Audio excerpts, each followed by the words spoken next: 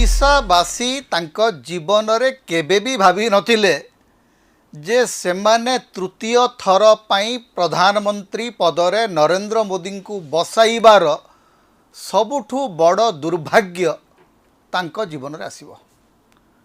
ओडिशा जदि 20टी लोकसभा आसन बीजेपी को देई नथांता नरेंद्र मोदी भारतर प्रधानमंत्री तृतीय थर पाई हेबार कौनसी संभावना नथिला। तेणु केउठी ना केउठी सेतेबेले गोटे कथा उठिला जे बिजु जनता दल सहित सला सुतरा करिकरी नरेंद्र मोदी ओडिशारु 20टी लोकसभा आसन नेले एवं तृतीय थर पाई देशर प्रधानमंत्री हेले। किंतु तृतीय थर देशर प्रधानमंत्री हेला परे ओडिशा प्रति जे एते परिमाण रे विश्वासघातकता करा जिवो।